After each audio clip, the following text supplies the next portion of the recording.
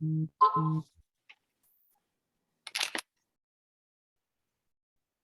mute. Candace, I just want to make sure you can clearly hear me and the mic is okay. Yes, it sounds great. Okay. Thank you. Just wanted to make sure. Mm-hmm.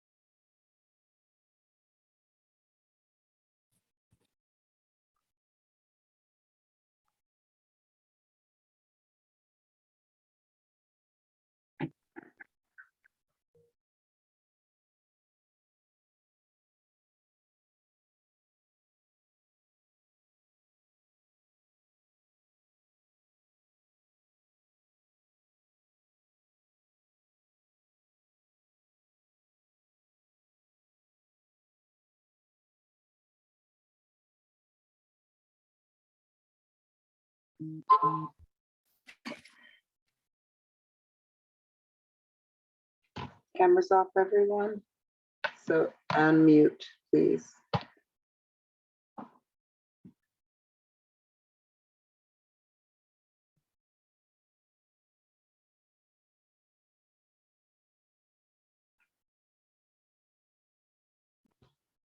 Good evening, everyone.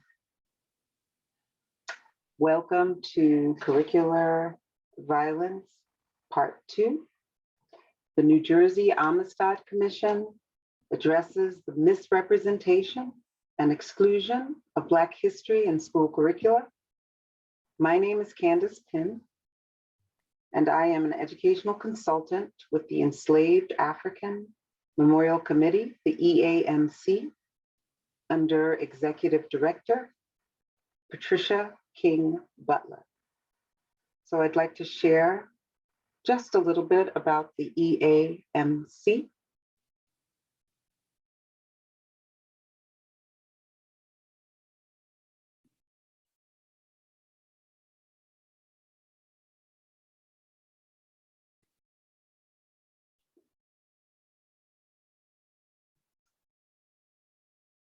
The EAMC is a group of volunteer educators, historians, archaeologists, and preservationists dedicated to the recovery of the history of the enslaved African in Bergen County. The EAMC's stated purpose is to construct a monument that will memorialize the enslaved African and educate the general public about the erasure of their foundational history. In 2016, the Teaneck Township Council unanimously voted to erect this monument that will be constructed on the municipal green. The erection of this monument will join a growing movement across the country and around the world to educate, memorialize, and honor the history and legacy of the enslaved African.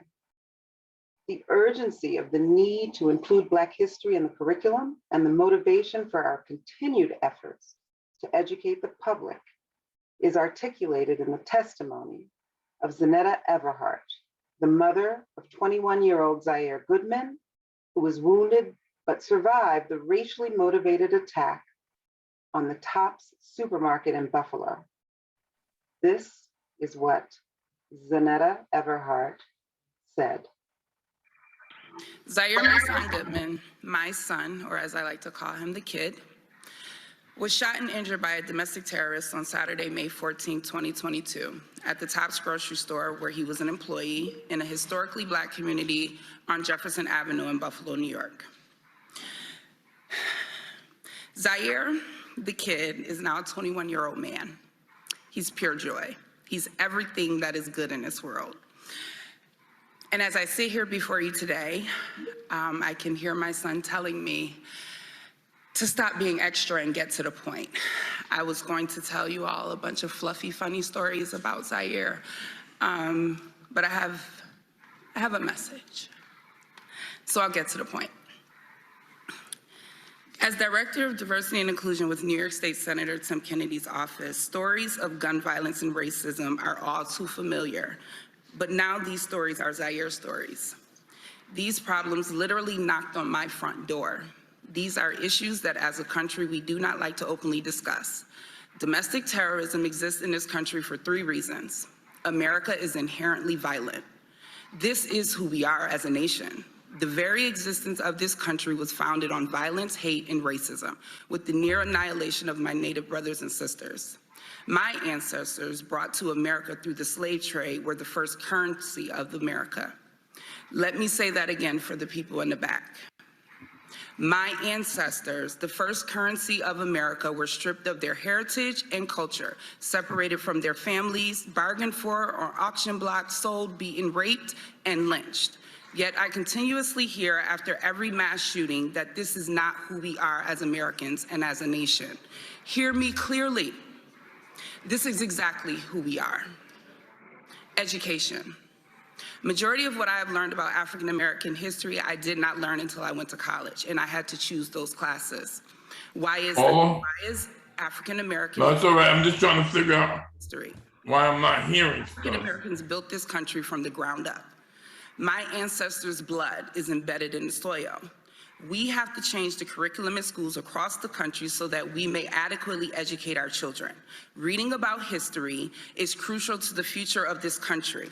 Learning about other cultures, ethnicities, and religions in schools should not be something that is up for debate.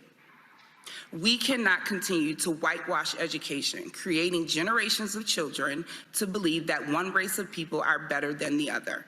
Our differences should make us curious, not angry. At the end of the day, I bleed, you bleed. We are all human.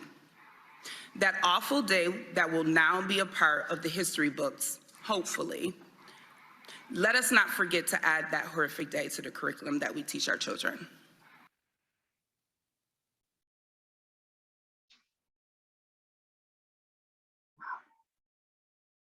So I hope you can see me. So that's our motivation, and it continues to be. In Curricular Violence Part 1, a panel of educators and educational leaders discussed barriers to an inclusive and accurate Black history curriculum for all students. Their efforts to address these barriers and strategies to properly educate students, supported by the New York Amistad Law. This law was named in honor of the group of enslaved Africans led by Joseph Cinque, who, while being transported in 1839 on a vessel named the Amistad, gained their freedom after overthrowing the crew and eventually having their case successfully argued before the United States Supreme Court. The groundbreaking New Jersey Amistad Law was passed in 2002, 20 years ago. It established a commission to study what is being taught to New Jersey students about Black history. The Amistad Commission ensures that the Department of Education and Public Schools of New Jersey implement materials and texts which integrate the history and contributions of African Americans and the descendants of the African diaspora. New York passed a similar law in 2004, though it was unfunded and remains so. In Curricular Violence Part 2, a distinguished group of New Jersey educators and educational leaders will share their experience with the support of a funded New Jersey Amistad Law for over 20 years, including successes, barriers, and next steps. As the moderator, I will ask them to introduce themselves and answer some questions. We will leave time at the end to address your questions, so please put them in the chat.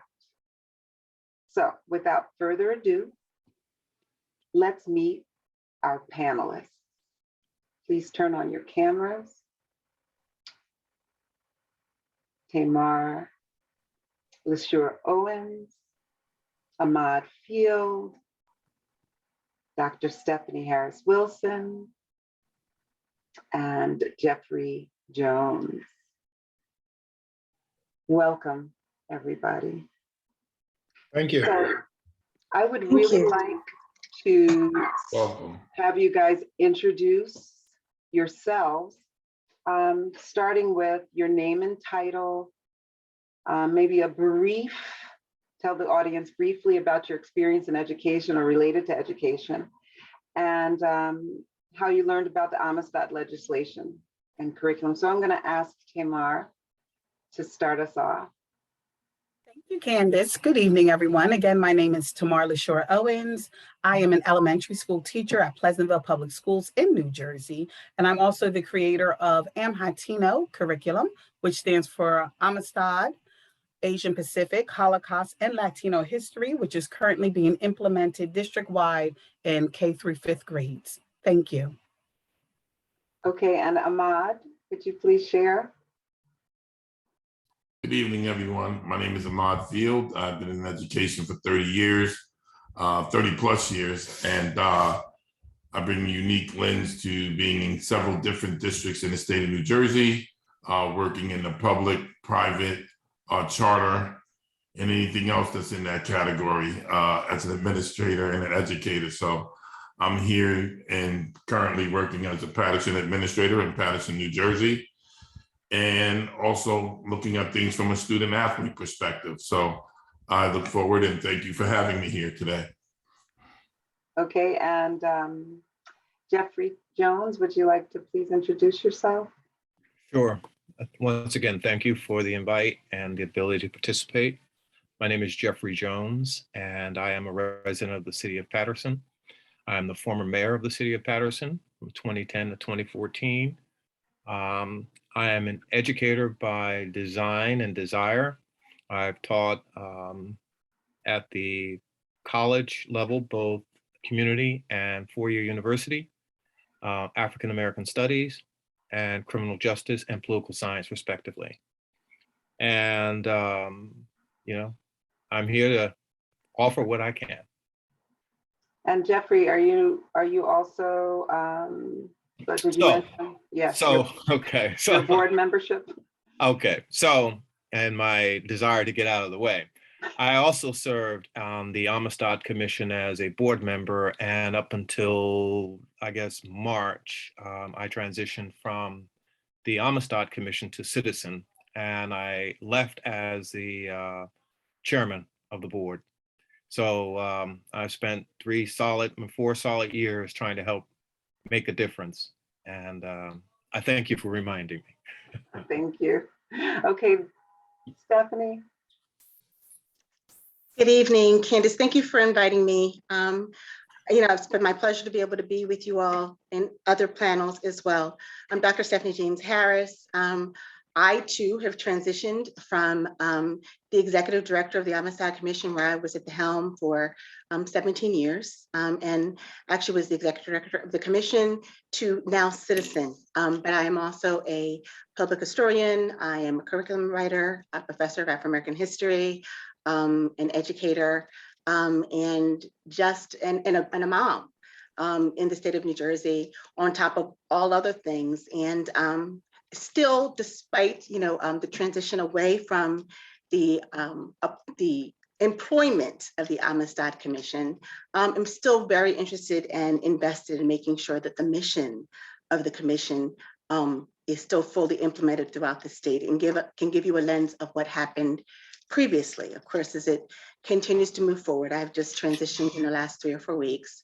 I'm sure that there will be other ideologies and other directives that whoever will be appointed in my absence and replacement will want to go in, but I can give you some vantage points of where we have been previously as the former executive director. Excellent. And thank you all for coming and agreeing to share your wisdom and experience with this very diverse audience of educators and leaders and politicians from both New York and New Jersey. So I would like to start with questions that we've prepared. The first question is a two-parter, and I'm going to ask you to speak to your personal goals related to delivering Black history curriculum to the students of New Jersey, and how the Amistad legislation supported those goals, and what some of your successes are or were in your roles. So again, I'd like to start with Tamar.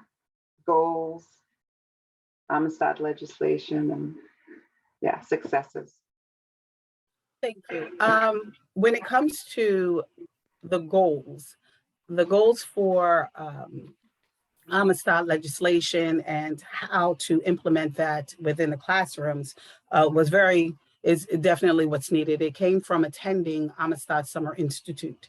The reason that is, first of all, very important when we're looking at goals is actually setting up professional development that teachers actually have time to, first of all, have vertical articulation among history and social studies teachers that are from elementary to middle to high school on topics that are important, that need to be integrated into the classroom instruction. That includes how to set up read alouds in ELA, to social studies, to every, subject of integration, especially among the elementary levels, whereas teachers teach all the content areas except visual and performing arts and media.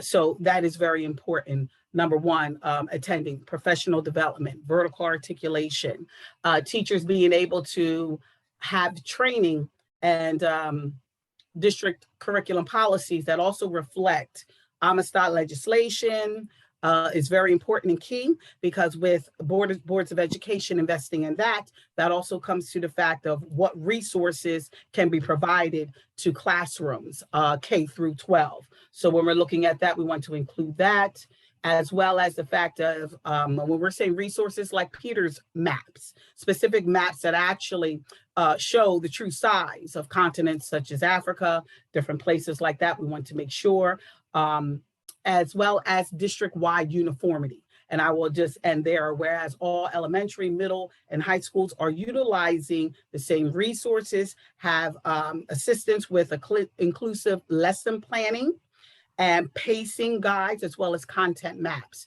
So when we're looking at those goals, those are the goals that are, directly help with instruction as well as student engagement. And again, it all really leads to professional development, teachers having opportunities to attend, to have training, and ongoing professional development.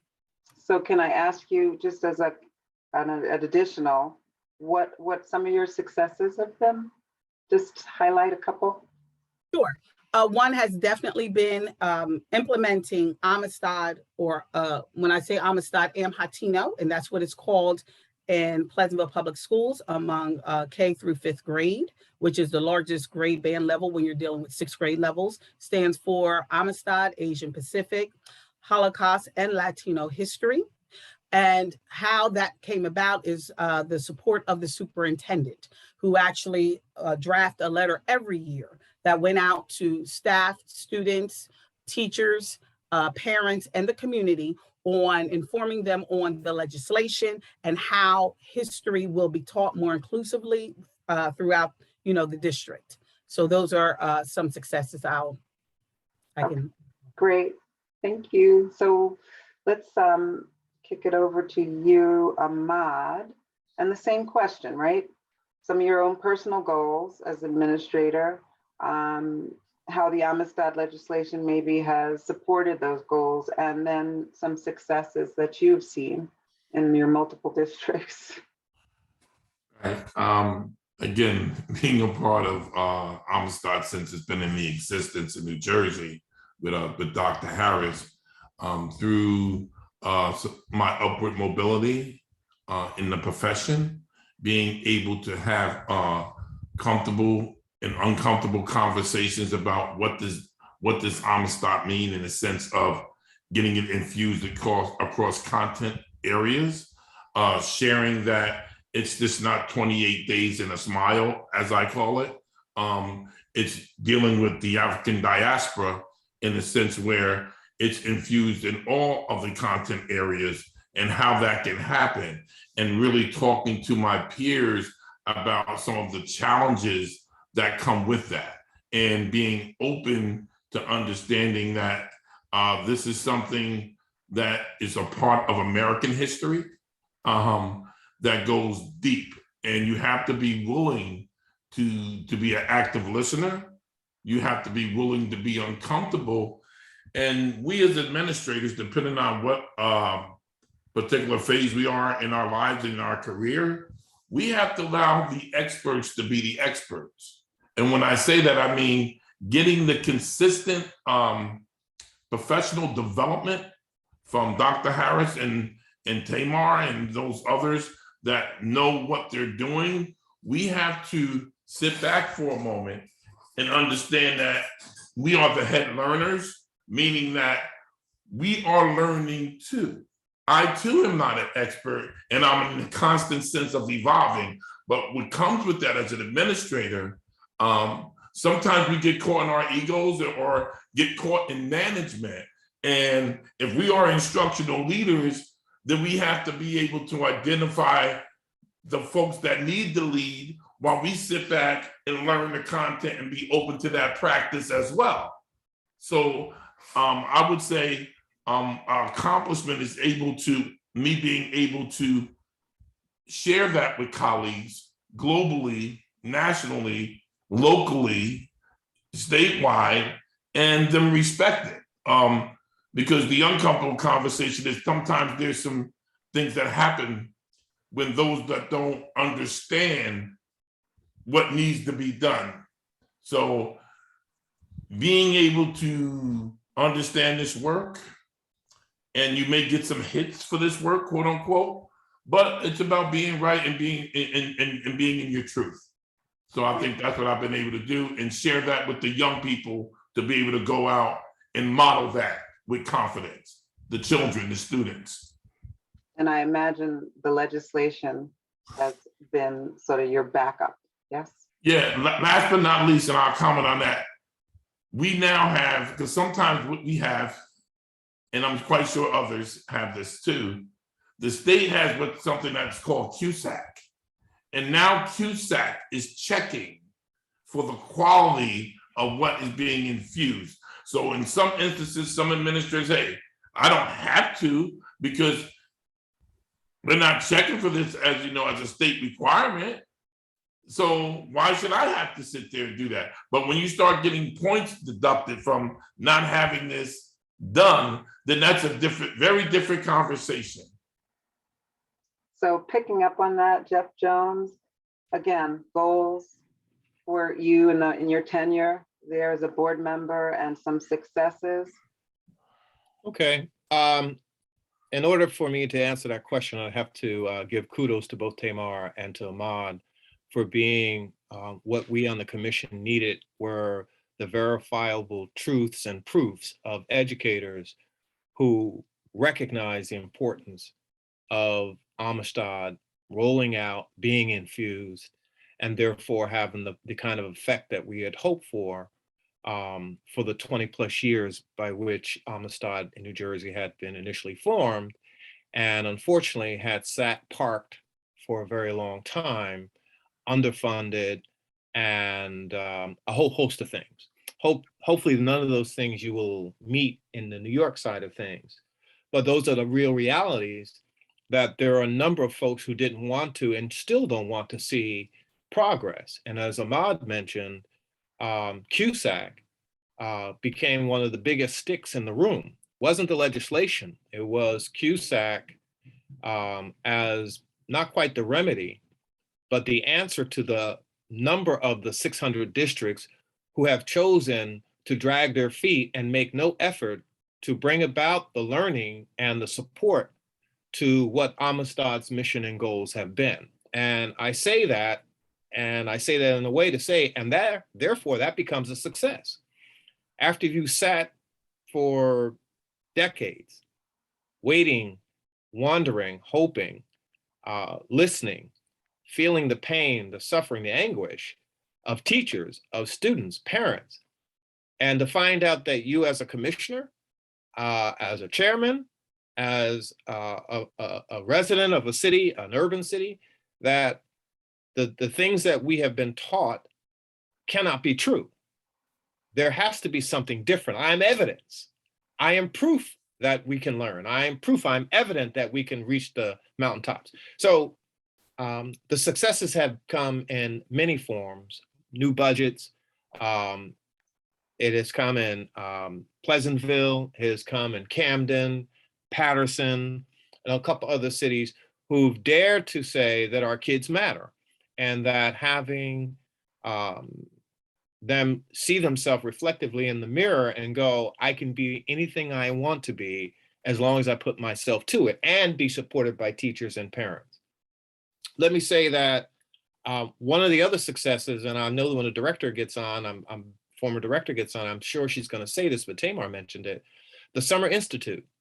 There is no better instrument that afforded teachers, Black, white, and indifferent, to come to a collective space and understand and speak out that they were not aware of this documented history and fact in this America and in this state, that perhaps they had been lied to, and willing, many have said, those who stayed with us for all those years, that they are now learning to infuse different aspects into the curriculum so that the students that they teach and that they nurture have a deeper understanding.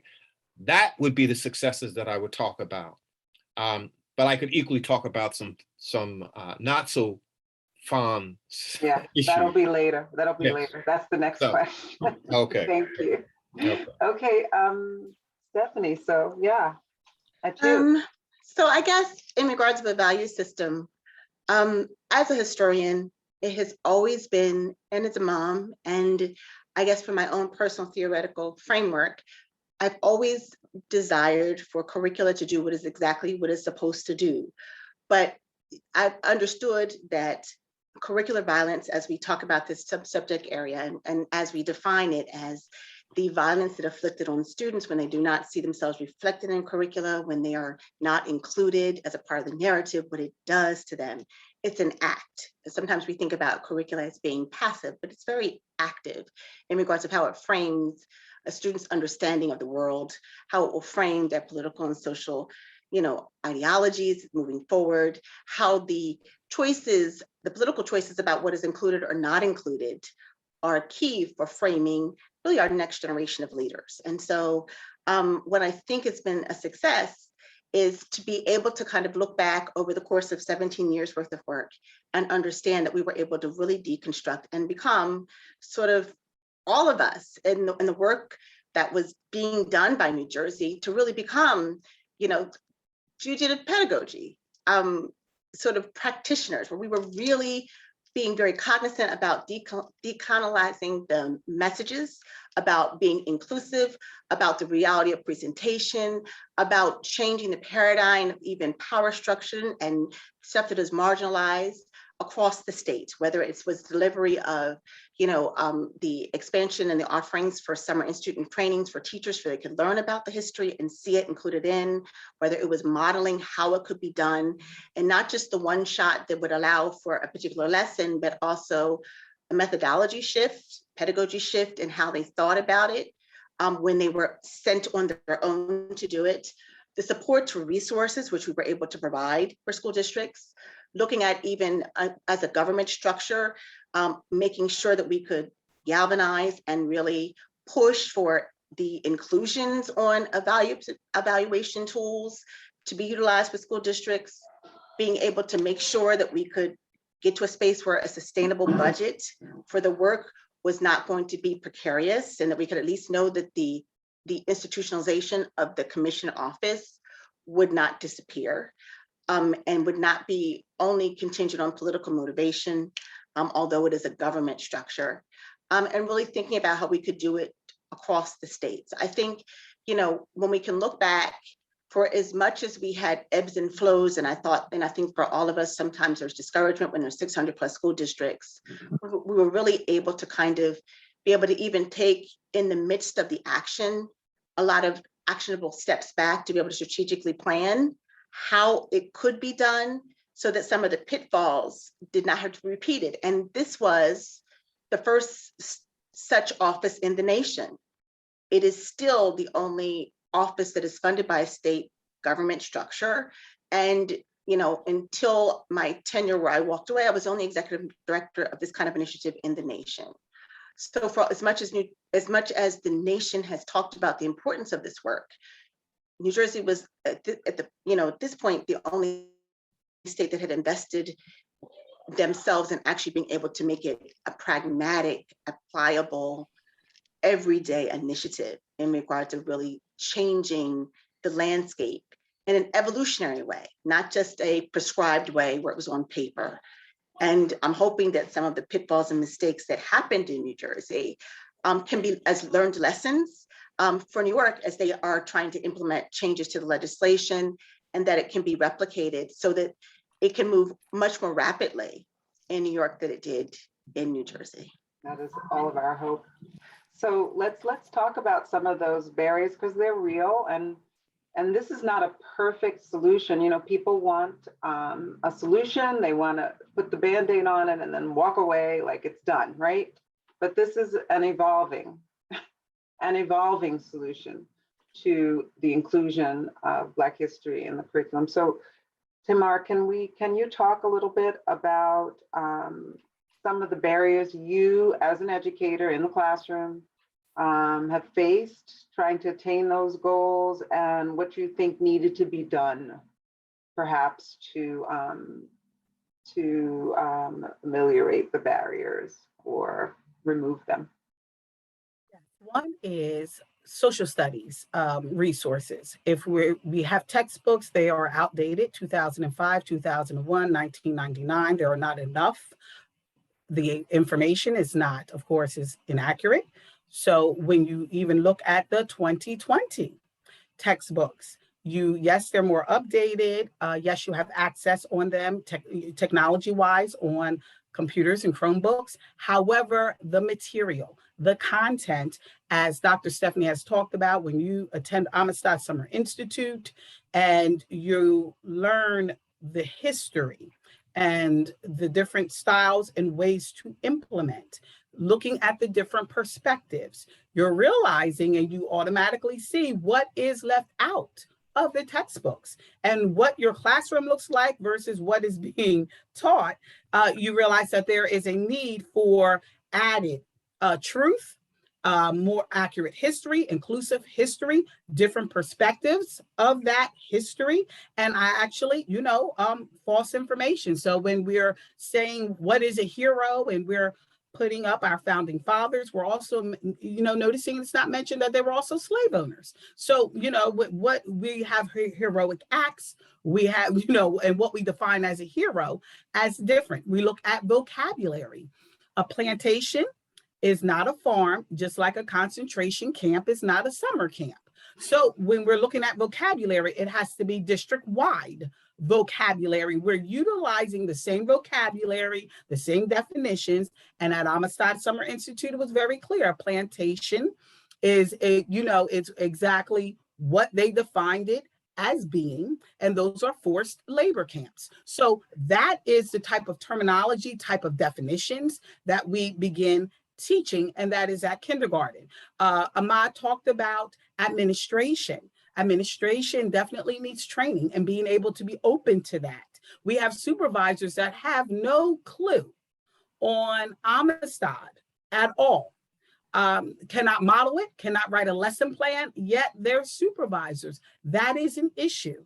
We must have leadership that not only are trained, but also can step in and be that model, can also step in and talk about it, can also, be that, supporter, and as well as not just someone that can come in and evaluate. How do you evaluate when you don't know the material or have not received training on it either? So those are also things. When we're talking ongoing professional development, we're talking ongoing professional development, not in September, not at just Amistad Summer Institute, but when is the Amistad Commission coming to your schools? Have you invited them in throughout the year for ongoing professional development? Because as we're developing those lesson plans, it is very tedious going through the textbooks at page by page. And as we said, vocabulary. So those are those things that are intricate, that are important, that this is where the breakdown comes into, because that is where the work begins. So when we look at that in our boards of education, again, having those policies in place so that the community is reflected, this is where this comes in. So I will pause there. Thank you very much. Very comprehensive. Okay, so how about you, Ahmad? In your role as an administrator, what do you see as some of the barriers to attaining those goals? And what do you think you all could be doing or could be advocating for? Well, I'm proud to say in Patterson, we have a social justice committee, and we are really trying to address the work. At this point in time, it's been a process. I'll start with the Summer Institute. Being able to bond and being a neutral face, a neutral place where you don't have to be afraid, but there's a lot of fear, right? The fear of the unknown, the uncomfortability, and for the last 2 decades, looking forward to Summer Institute, really, it was the highlight to many of us. It got to a point where you see the same faces because everybody is fighting to get there, and they don't necessarily want to leave, because it's like the Super Bowl for us in Jersey, wanting to capture that knowledge that Dr. Harrison presents to us, and with all the other stakeholders that come from abroad and around the country to be a part of this. Like it was stated, we're the only one. So it's very special. But I think the biggest fear would be retaliation. Looking at it from an administrative lens, and a person that is very conscious. As an administrator, sometimes we fear what we don't know. And it's not as Tamar mentioned, we're responsible for what happens in these young people's lives. So if we don't feel we have a mastery of it or a thorough understanding of it, we shy away. And if it's something, we use the term grapple, but I like to challenge my peers, and I said, what does that really mean? When we say grapple, we're supposed to be able to talk about and share things, and it's open for conversation. We don't know how to do that sometimes in our space. It's our way or the highway. So we got to get out of that dictatorship model and be open to have some real conversation and come from an implicit bias space and know that we're in explicit bias, implicit bias, and just plain bias. We have to understand what that means and be okay that these things happen when you're taught a certain way for a certain period of time, and be able to make the paradigm shift from what we define as traditional education, and know that what's being taught in suburbia from a Socratic questioning authority, questioning everything, should be a common practice throughout. So if that's what I can share, and that's being shared, at least in Patterson, we're having collective conversation. We're having our superintendents assistant superintendents. We have Montclair States that's infused in the work as well. Dr. Harris, when she was involved, came and modeled for classrooms, was open to take conversations from teachers at any point in time. So it's that kind of dialogue which will be the X factor. Great. Great. So Jeffrey, Yes. from your perspective and your role, what did you see as some of the barriers? You did reference them. Yes, I did. And I'm glad you stopped me when you did. So, it is not the intent ever to highlight that we have dirty laundry or dirty secrets, or we have concerns, or we have all these things. But the harsh reality as to why many Black and brown children through the many decades still starve for parity and equality is that we don't have these deep discussions. We don't lay it out there as it is. And I think Ahmad just put it in a perspective. And I would say that the Pattersons and the Pleasantvilles and a few other districts are the rarities that the boards, superintendents have committed. The challenge, and one of the major challenges, is that there is this, and I wrote this down, there exists, in my opinion, a very strong mindset that Amistad is less about Black and brown children learning who they are and what they can be, and more about protecting non-Black and brown children from knowing the truth of America. And that's a very difficult thing for folks outside of urban centers to accept, because they want to keep it the way they want to. Now, that's a barrier. That's a social condition. I got it. It also and supports most of what we're seeing today, but it's a reality. The other thing is, one of the barriers has been that the commissions had to figure out, in partnership with the DOE and legislators, because of 20 years of actually just standstill, for lack of a better term, that we had to engage CUSAC so that it and the secondary legislation would hold folks accountable. And to this day, there are a number of school districts that, in order for Amistad to make the next great step in these districts, that the school districts need to move a board resolution. Without that board resolution, we can all talk about the wondrousness of everyone understanding the contributions to America. But without that board resolution, it's just the word Amistad. The other thing that's a major barrier was the law itself, the original law.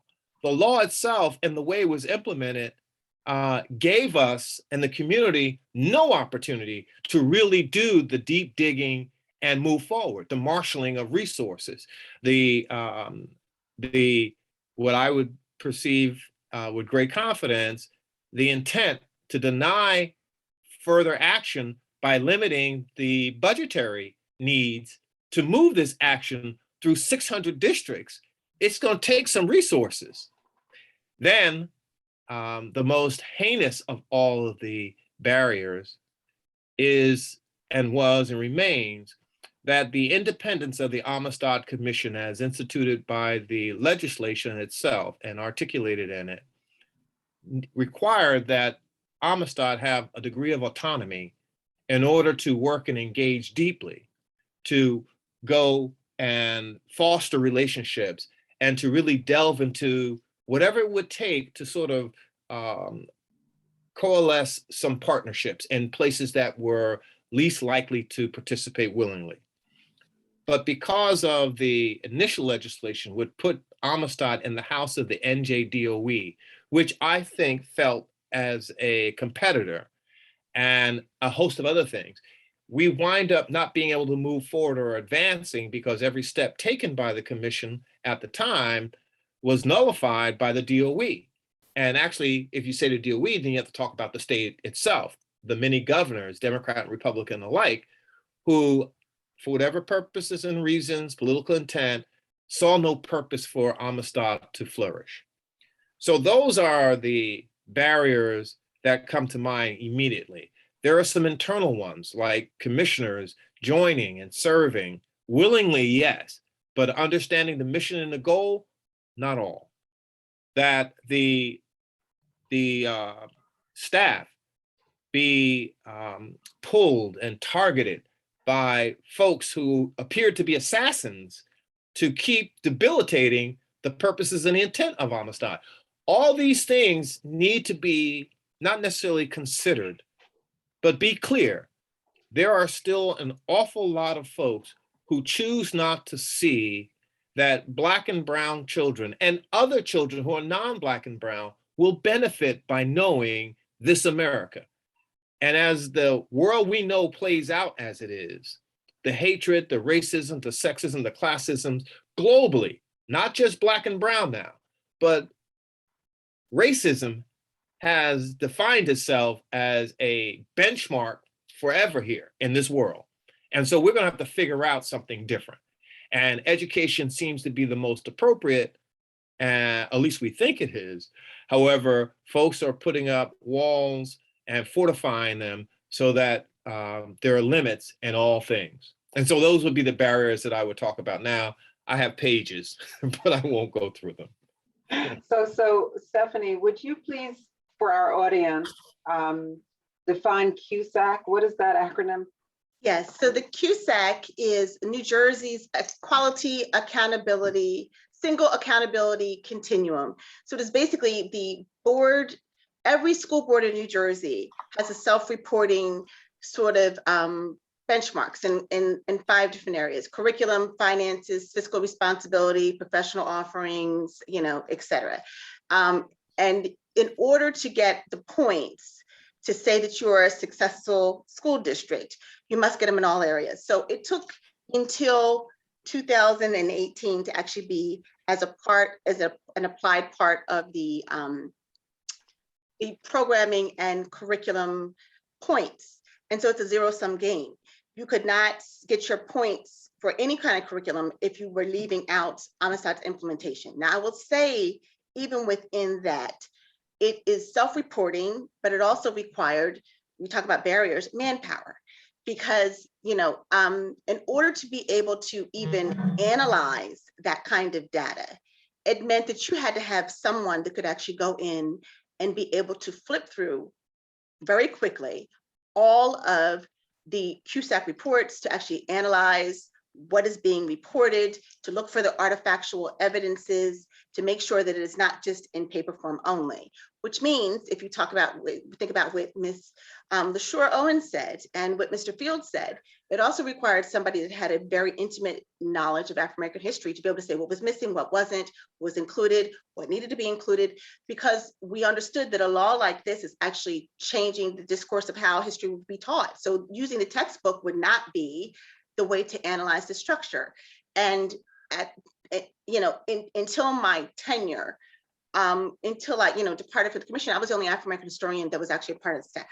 So it became a very tenuous activity unto itself to even do the level of CUSAC review. And it's 600 plus school districts. New Jersey has a different structure, the bureaucratic structure of it, which means that in every given year, it's probably about 150 school districts that were going through CUSAC. And it's a quick process in which they have to do. So that in itself is a full-time job, but it required a certain level of expertise. I will say that for me, if I had to say overarchingly, and I have to say that I really miss working as closely as I did, and you can see why, the Honorable Mr. Jones was our chair. His passion and his fervor for really understanding and how to navigate the government structure for something as an agency became extremely important, and working very closely with him in alignment, because the bureaucracy actually for this law's implementation actually, I think, became the largest roadblock. The reality of having a law on paper that's drafted by legislators that really didn't understand implementation or the structure of education within the state of New Jersey meant that things were put on paper that actually were not even possible under the structure of how New Jersey's systems work, right? Nobody considered that school board resolutions actually became the way in which curriculum mapping was done.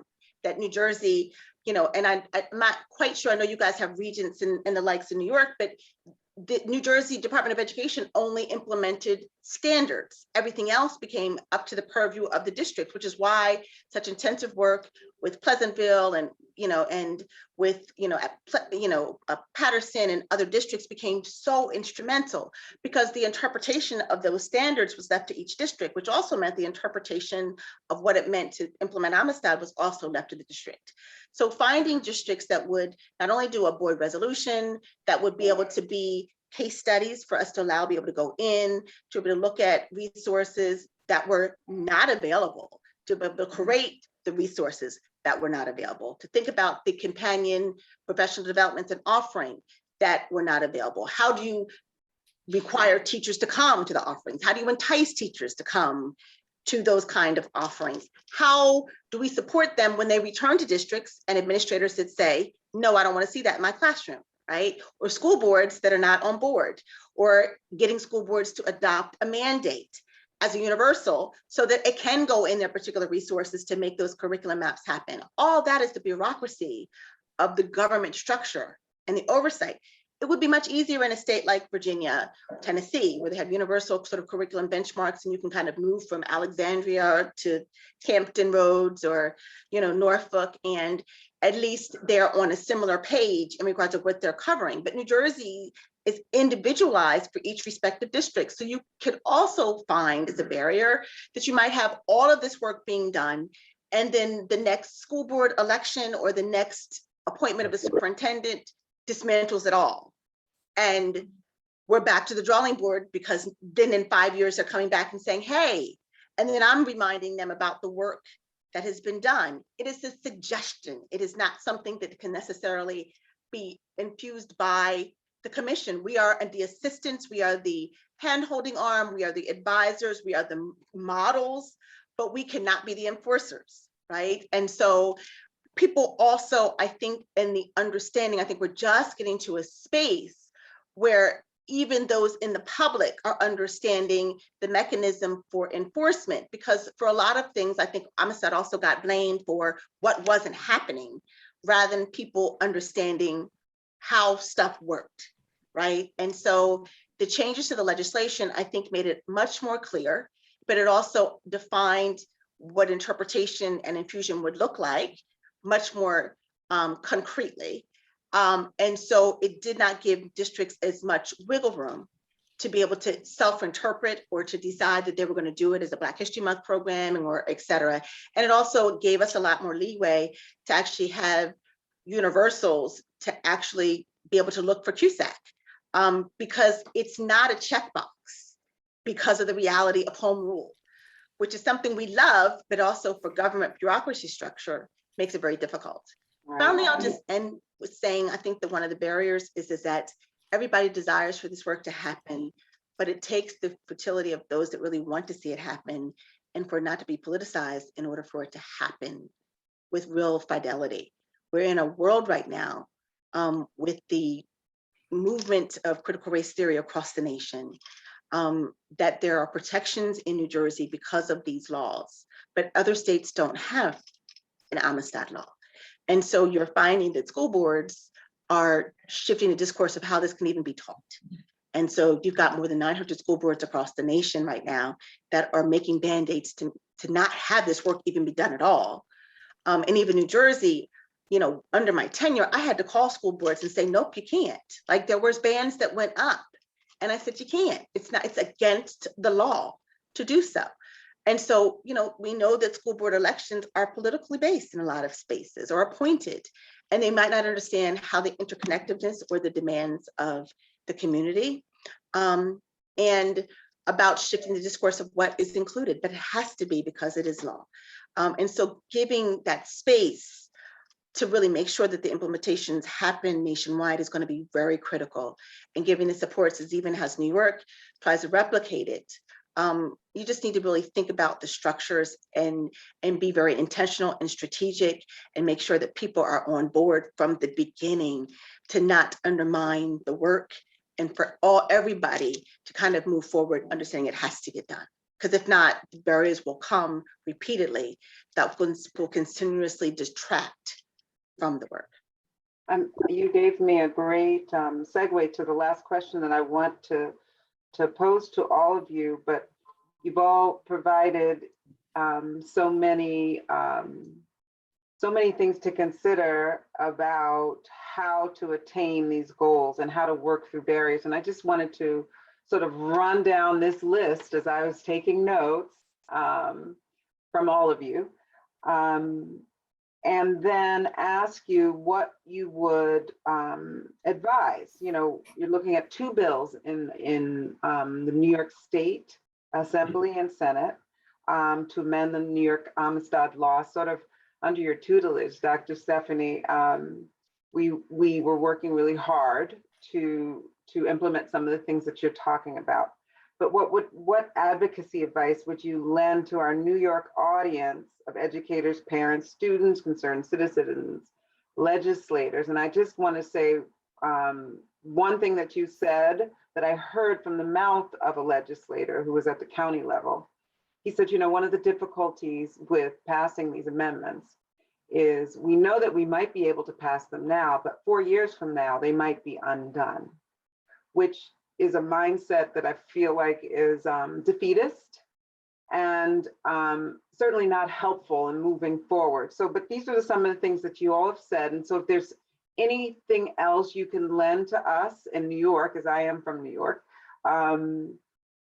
to help advocate. You all have said supervisors need to be trained. You all have said that textbooks and materials need to be updated. You all have said that the language used to teach this history across the curriculum needs to be common, that the 28 days and a smile is not good enough. We need year-long PD, ongoing PD, conversations with the adults who are teaching, open conversations. You said, Ahmad was talking about a social justice committee, which I assume is district-wide, might be something that we could model. You said we have to address that fear of retaliation, I think, through those conversations and supporting one another. You said there needs to be a sort of a mindset change, a DEI mindset change. You said, Ahmad said that the Socratic method needs to be spread throughout. You also said we have to address that status quo, right?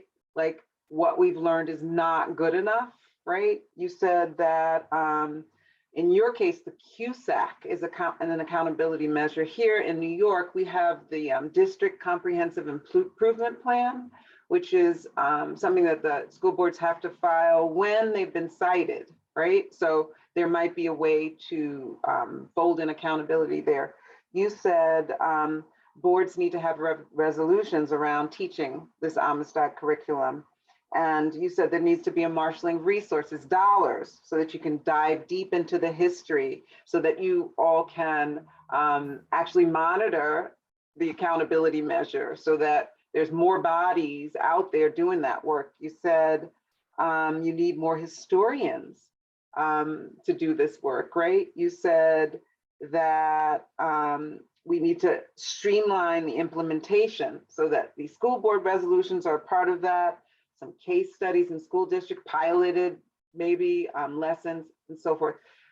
So I think that's sort of what I summarized from what all of you have said. So what is there any advocacy advice? So if you're a parent in New York State, if you are an educator in New York State, if you are a student, we have some students who are very invested in this, right? If you are a legislator who, like this one I spoke to, who will remain unnamed, says that, yeah, we can do it now, but 4 years from now, like what advice would you give to any one of those constituent groups? And I'll start with Tamar. Advice there, first of all, another important key are your stakeholders. So for example, for Amhatino and Pleasantville, we have stakeholders that consist of the Hispanic Association of Atlantic County, the Atlantic County Board of Commissioners, the NAACP. NAACP Crisis Magazine is an excellent resource of articles and information, historical data. I mean, it is awesome. The relevance from the past, the oldest civil rights organization to where we are currently. The fact that people can say they're NAACP members. NAACP is also very good there, as well as the local unions. When we're looking at our local school district unions, our parent involvement groups, NJEA, absolutely. I saw in the chat that folks were asking they're in districts and how do you support this? Number one, when we're talking about New Jersey CUSAC, it's 4 points.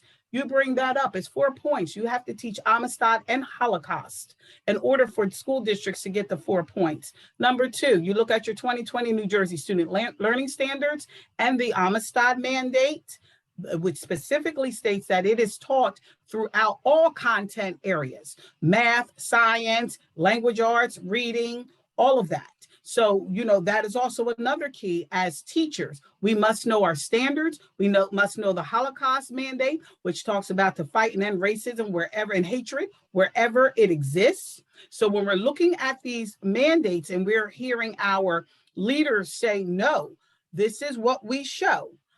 Why are we saying no to this if this is what we're supposed to teach? And when you have your stakeholders attending Board of Education meetings, you have your union speaking out at Board of Education meetings. It is not a one-person teacher show where they can count 1, 2, 3, 4, 5. Those are the teachers we're going to target. It has to be union involvement so that you're standing together as one, and they have to target everybody. So therefore, where there's a vocal voice, where there are people such as the union, such as your community partnerships, this is where it comes in. And as parents, this is where the meetings to talk about curriculum and what's being taught. We go and talk to parents about read alouds and what books we should be reading at home and how to do this and how to do that and how to set up a reading corner. Well, as we're talking about that, we also include inclusive curriculum. Those books should include Latino and Hispanic children's books, as well as on the Amistad list. When you go onto the Amistad website, in New Jersey, they have a children's recommended book list. Are we giving that out to parents? These are the kinds of things that we can do as teachers, as educators, as parents. This is where we get that community involvement. And lastly, we have a training center in Pleasantville, Amhatino Training Center. That is for administrators, teachers throughout the year. This is where resources are. This is where when you walk in, you get a visual display of Amistad, of Holocaust, of Afro-Latino history, because that transatlantic slave trade is key because it was in North and South America. So understanding those ties, the connections, the relevance, having those community partnerships of all those diverse groups to include your colleges and universities are important. Thank you. All righty, I'm gonna kick it over to Ahmad. What would be maybe your advice to administrators? Because you brought up some barriers. Well, again, in our district, our superintendent did put together a committee, an Amistad committee. And I remember it because Dr. Harris came in a blizzard to come and speak to our committee about pre-COVID. I believe that it's a combination of things. Again, if you really want this to work, I'm going to go back to being uncomfortable. I'm going to go back to having a superintendent who wants this to happen, because as it happens, as she or he wants it to happen, it will happen. It's about being uncomfortable, and it's about being competitive. If you are being competitive about curriculum and instruction, and you have and you're on a quest for knowledge, then you would infuse this because it's necessary.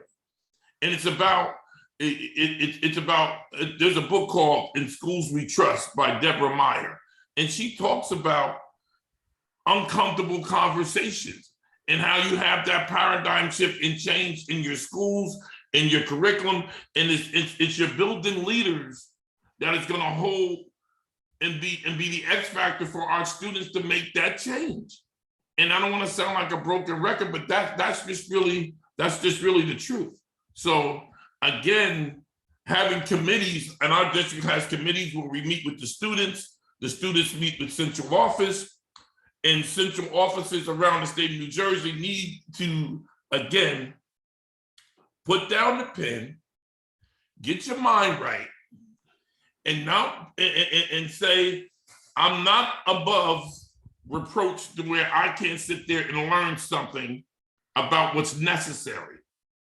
Okay, and bring on the evidence, right? There was a time where, Thomas Edison, there's a lot of things out there about what's happened historically. I won't go on I won't get into it right now, but what hasn't been mentioned is that you have to be willing to get some receipts, right?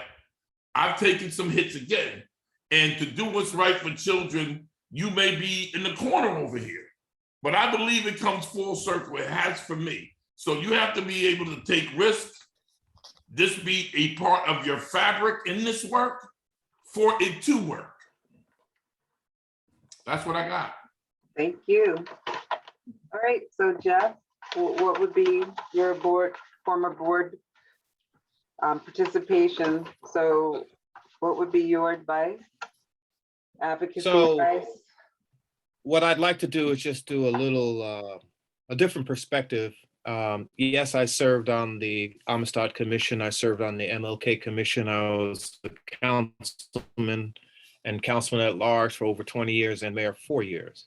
And so all of that has taught me that the politics of life are really the instrument that moves the needle. It always does.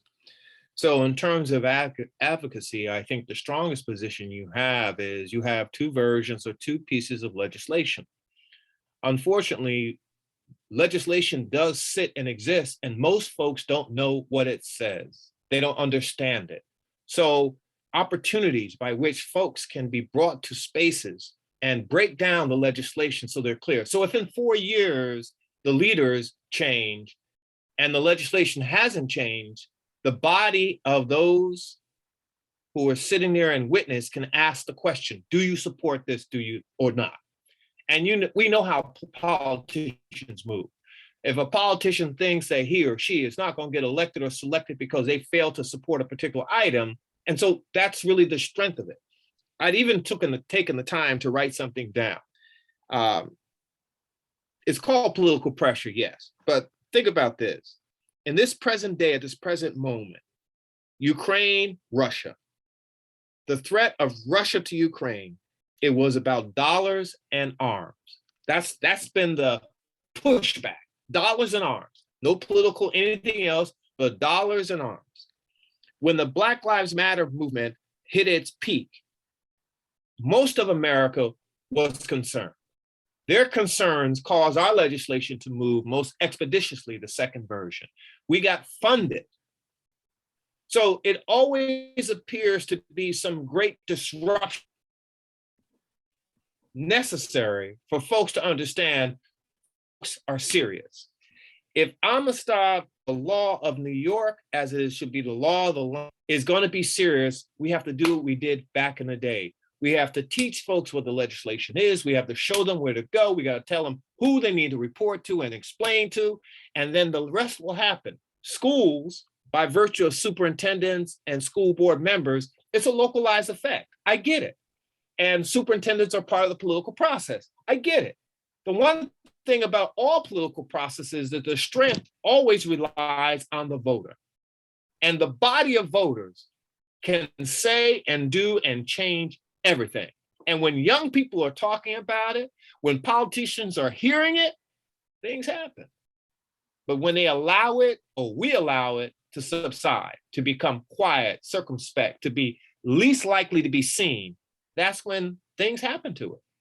So there's no other advocacy tool that I know of that works other than empower the people with the information, make sure they get copies of the legislation, have an ongoing link or website that shows what Amistad law is progressing, where it's come from, have young people do conversations about it, get on every podcast, have folks start to talk about it, and then it creates its own sensation.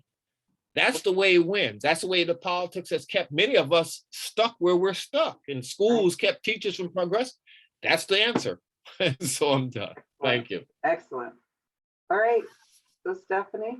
I'm going to echo a lot of the same sentiments, and I'm going to start with intentionality of the law. You say you have 2 bills going on. I can share with you that I think that we don't do enough strategic thinking about the importance of every should, would, and verb, noun, phrase in legislation.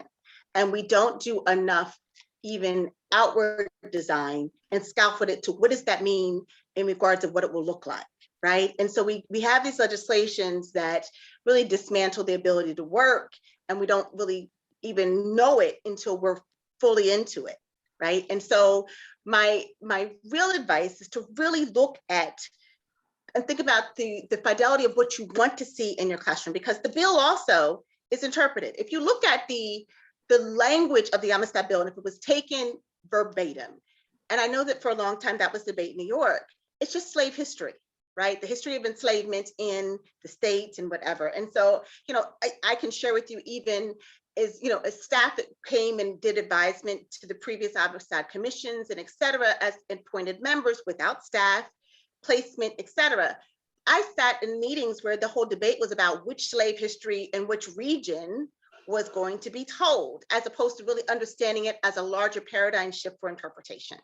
So really looking at the fidelity of the bill, thinking about what you actually want to see, and then designing something moving forward that actually works. Now, what I think is also key for New York that is not a possibility in New Jersey is New Jersey does not have any standardized tests for social studies. You all have the Regents exam.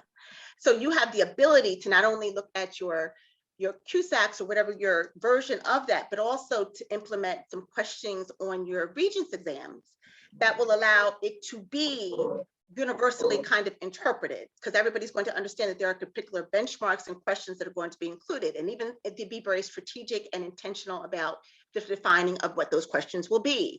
Make sure that they're layered enough that it is not just a one-shot knowledge base, that it might be skill, but also scaffolded knowledge for students to actually arrive there. So there's all these things that are going to have to be knowledge bases before they arrive at the question, so that you can kind of even think about with the question itself, the design of the question, how it would have to be scaffolded to first grade, second grade, fourth grade, et cetera, so that they can arrive at being able to fully answer that question. But those are the kind of structural accountability factors that I think are extremely important. The bureaucracy is always going to be the killer in regards of any kind of implementation across the state. And I'm going to say something a little different than I think that Mr. Field said, and also Ms. LaShore Owens.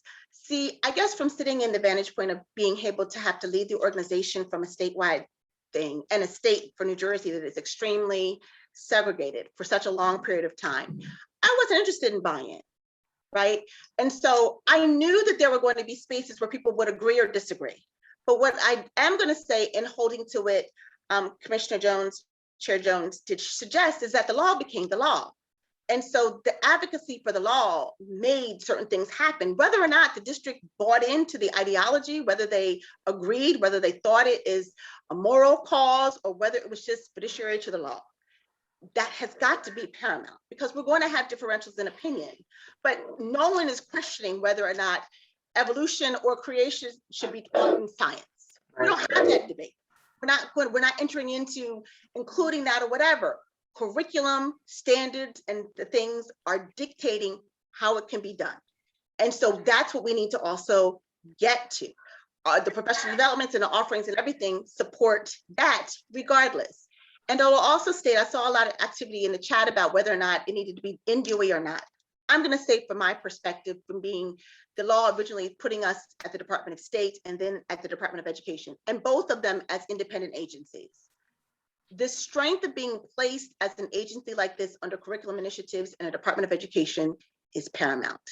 They need to see you as not outside as an option for implementation.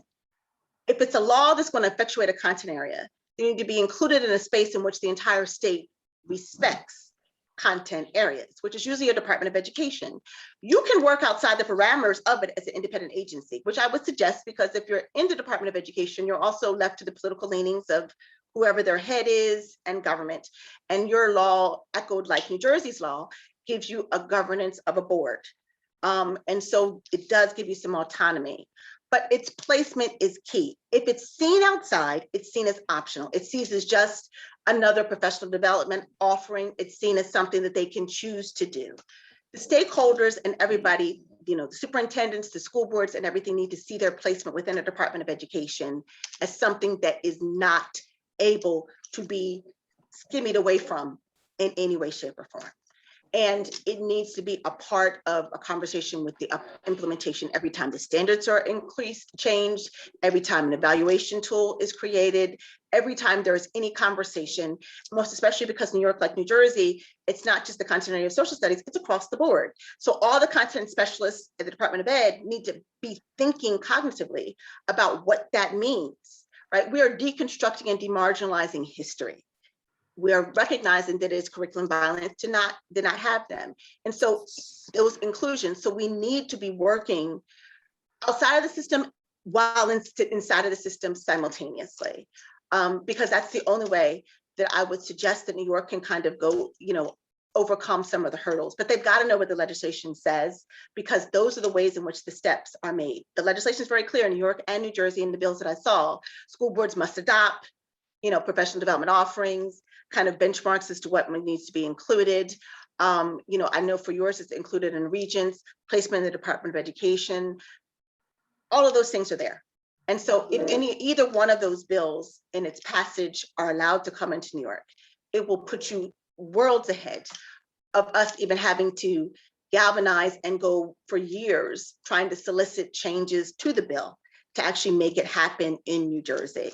And also a budget. And I think I shared this when I was in Albany, when I was asked to speak.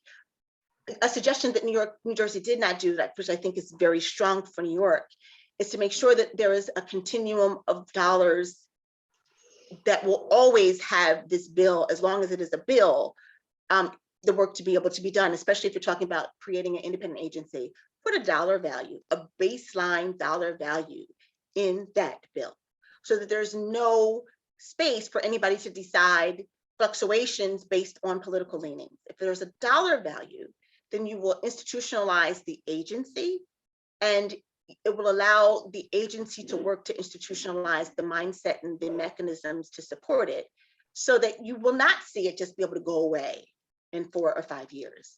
But anything that, a budget is a contract, a valued structure for a state. And just as Commissioner Jones said, we realize we're putting money behind things, and what we put money towards, we're saying, is our value structure. If you put the dollar value in there, whatever you think is your baseline for, and not just for the, we'll make do, for your dreams, for what you want to see in full fruition, then you will make sure that you guarantee that this does not become an ancillary and secondary thought. I need to highlight 2 things that have come up here that are really misconceptions about advocacy. And one is the buy-in idea.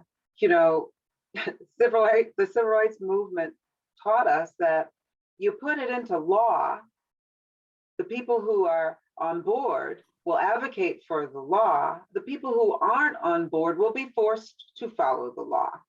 That's just how it works here.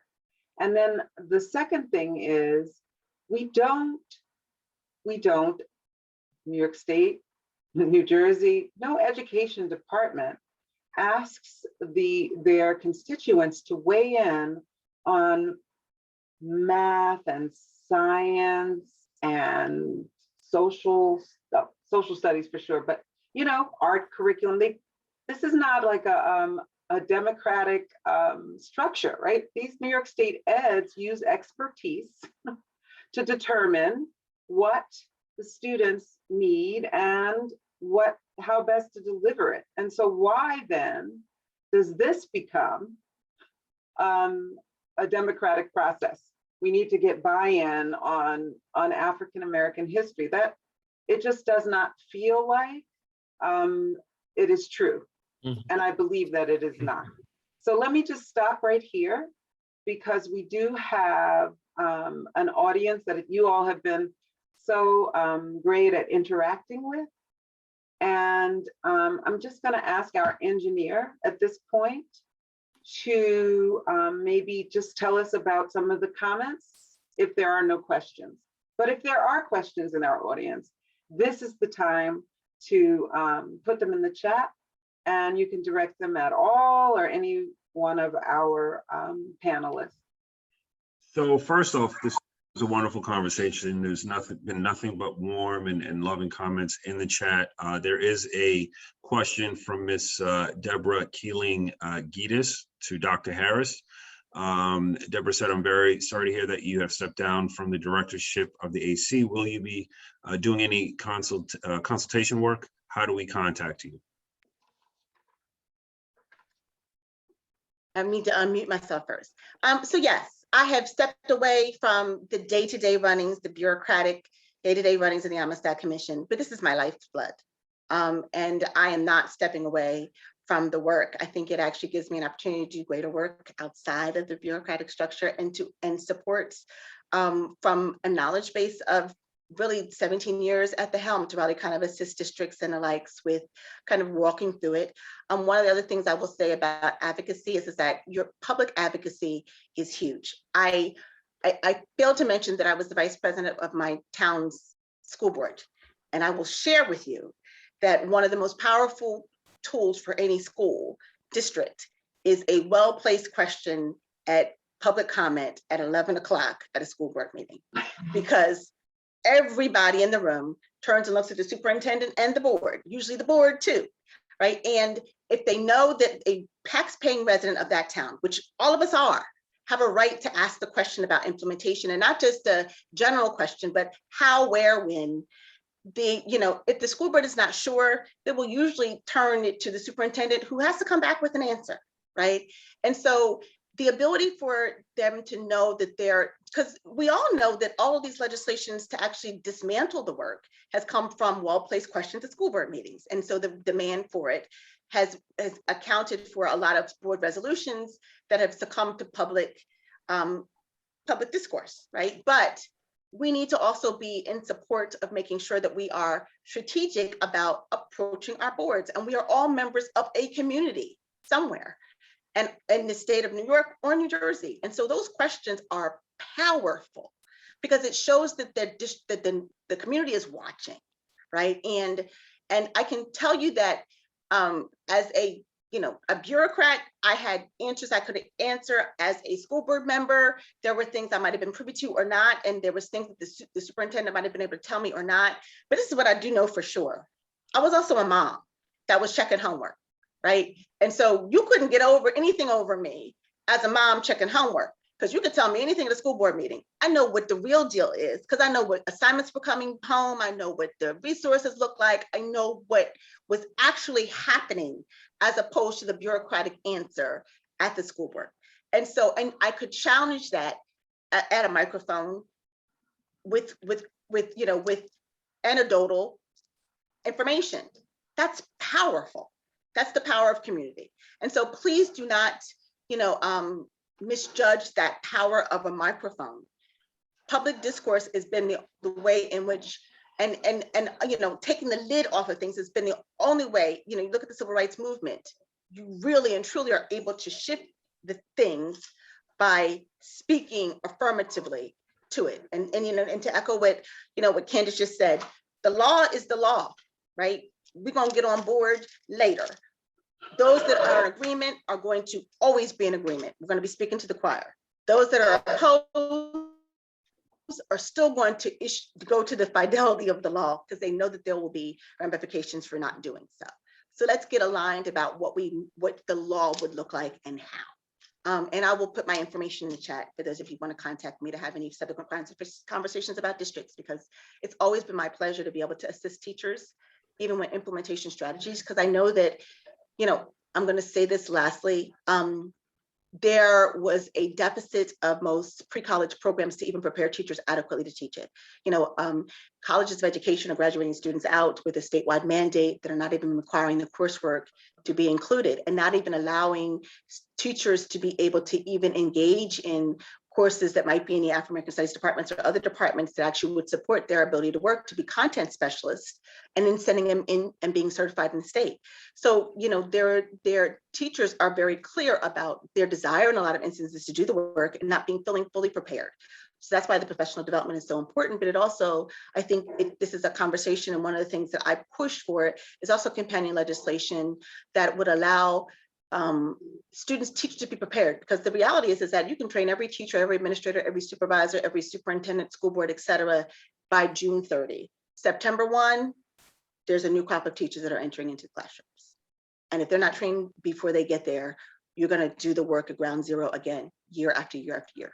We've got to think about working smart as opposed to working responsive and hard. We've done enough of that. So are there other questions? Yes, Candace, there's another question here. What protections are there for teachers, especially untenured, as they are targets when they support legislation like Amistad? Looks like Ahmad wants to. I burning on fire. Here's the last thing we want to see or hear. I would pitch it like this. Put it in a question. Put it to a question to your vice principal, your department head, and whatever content area that you're having an issue with. CC your principal, and it's a question. And there was a group that was, you know, we were developing and talking about this at length for years. We need protection. Even administrators need protection. But if you CC your administrator,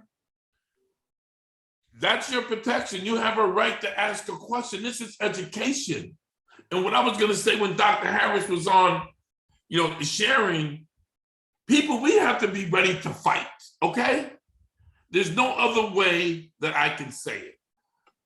Brother Jeff mentioned, okay, about what's going on in the country. Whatever your politics are, Republican, Democrat, Independent, whatever, you must be prepared to fight. You must be prepared to defend what your beliefs are. And we have to be able to do that.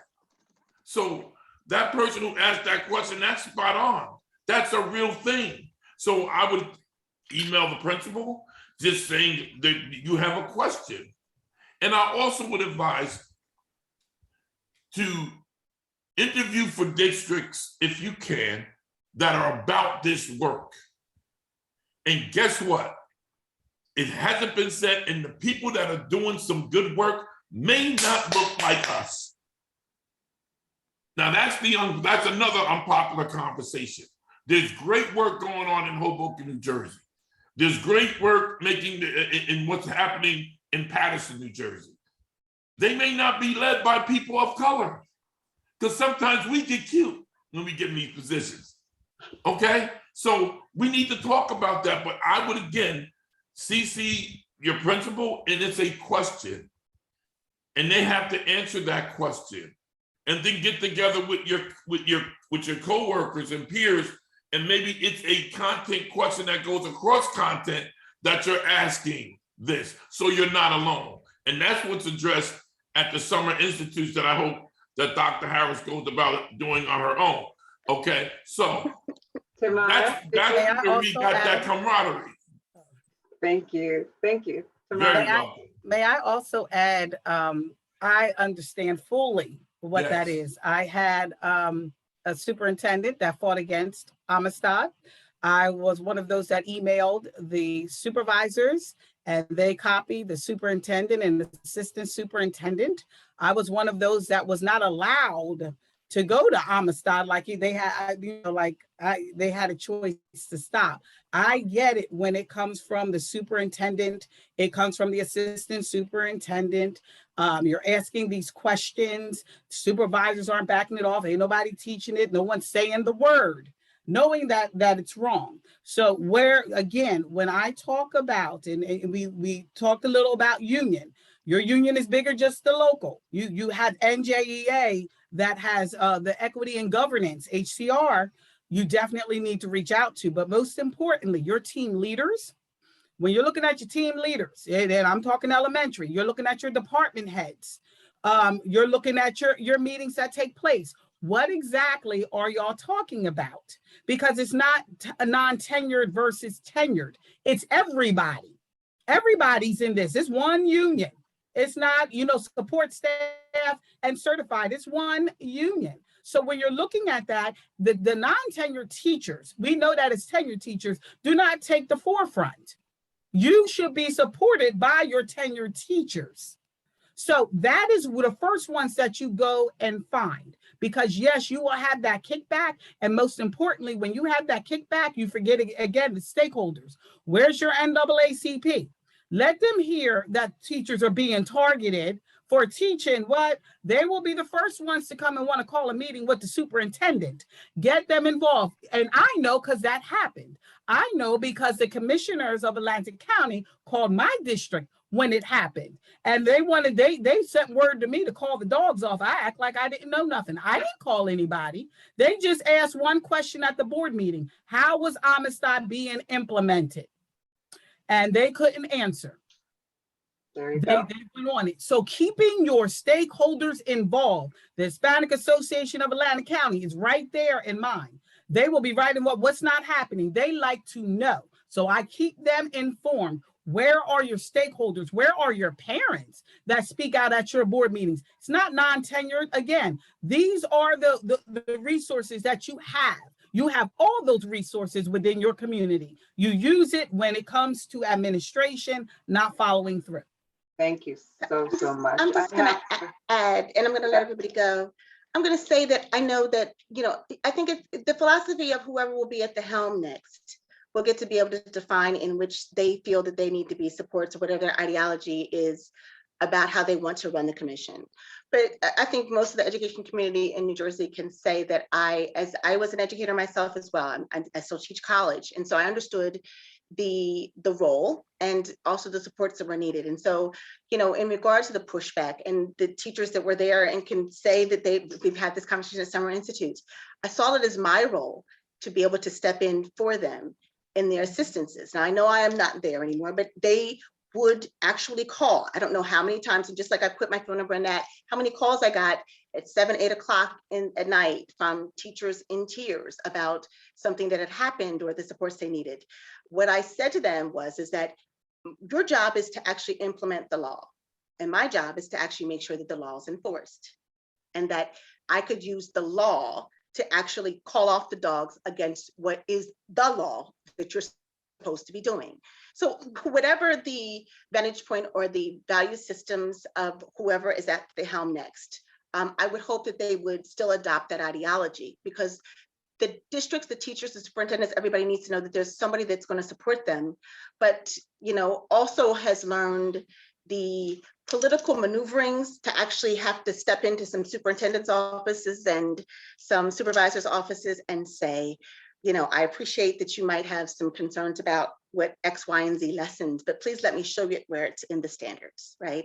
So let me assist you with how we need to have this conversation with the teacher or with the parent complaint or et cetera, because this is the law and we're not going to shy away and not assist this teacher in doing what they're meant to do, tenured or not.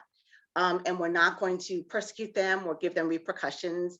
And maybe we need to educate the supervisors or the principals in their evaluation, because even the evaluation tools, a lot of times I had to assist districts with having to kind of think about, because they weren't creating evaluation tools that gave the room for that to be able to be looked at and assessed correctly.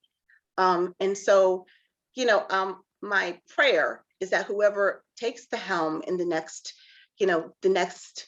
stages of the Amistad Commission will continue those level of supports so that the teachers that have to actually do the work know that there is an agency that is not just there to be punitive, but also one that will support and actually move things out of the way for them to actually do the work.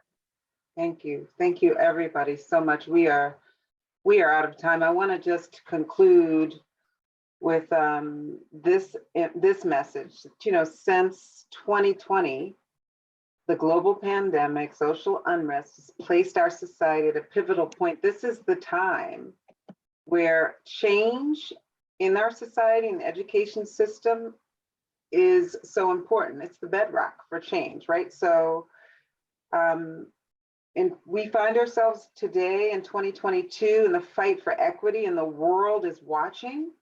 So violence and hate and equities and policing, housing, healthcare, and social unrest can be addressed in our school systems, as you all have demonstrated. So what we need to do is include the voices and narratives of Black Americans and marginalized people in our school curriculum. Then we can prepare the next generation of informed citizens who will recognize, engage, and embrace one another across difference.